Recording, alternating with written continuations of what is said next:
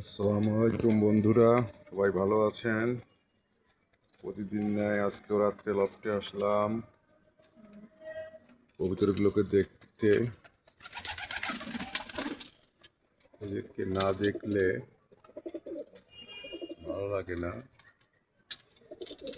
সাধারণত এই জন্য আমি আসি প্রতিদিন রাত্রে একবার হলেও লফটে আসি, এদেরকে দেখি।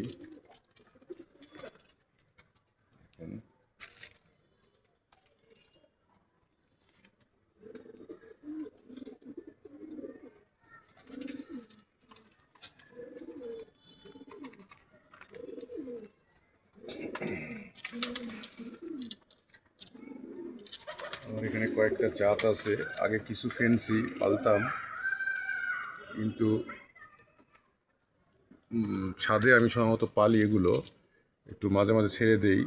তাতে কি হয়, ফেন্সিগুলো মিসিং হয়ে যায়, উপর থেকে হয়তো পড়ে যায় এইরকম, যার জন্য এখন ফেন্সি কমে দিয়েছি। আরও কিছু কবুতর উঠাবো, কোন কোন জাত উঠালে ভালো হয় আপনারা একটু সাজেস্ট করবেন। আমার এখানে রেসার আছে, কালদম আছে, কাকজি আছে, গিরিবাজ আছে, জিরাগলা আছে, সাপচিলা আছে, চিলা আছে, তারপরে দেশি জাত যেটাকে বলা হয় যে গোল্লা, সেইটা আছে, তারপরে মুখী আছে, চুইনা আছে, আর তারপরে হলো এই কয়েকটা জাত বেশি আছে। বেশ কিছু আমার ভালো ভালো কবুতর আমি সকালে ছেড়ে দিয়ে যেতাম আগে, এখন আপাতত বন্দি অবস্থায় আছে সব শীতের জন্য। বাসায় এসে দেখতাম যে ফ্যান্সি কবুতরগুলো ম্যাক্সিমাম মিসিং হয়ে যায়, এরা সাধারণত মনে কম উঠতে পারে। আমার কিছু ফ্যান্সি ছিল, পারভিন ছিল, পোটার ছিল, জ্যাকোবিন ছিল, তারপরে হলো সিরাজি লাহোরি ছিল। এগুলো মাঝে মাঝে একটা দুটা করে মিসিং হতো, যার জন্যে আমি এগুলোকে এখন বদ্ধ অবস্থায় পালি ঘরের ভিতরে।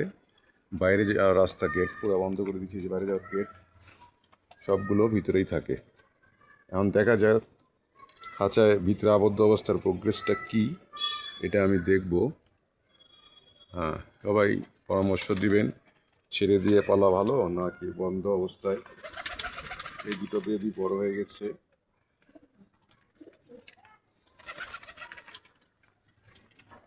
ডিমে কিছু উমে বসে আছে, এই যে উমে বসে আছে, কিছু ছোট বাচ্চা আছে, উমে বসে আছে, উমে বসে আছে।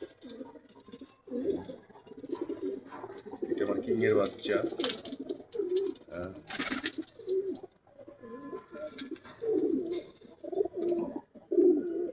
আজকে এই পর্যন্ত, সবাই ভালো থাকবেন, সুস্থ থাকবেন, পরামর্শ দিবেন। আল্লাহ হাফেজ।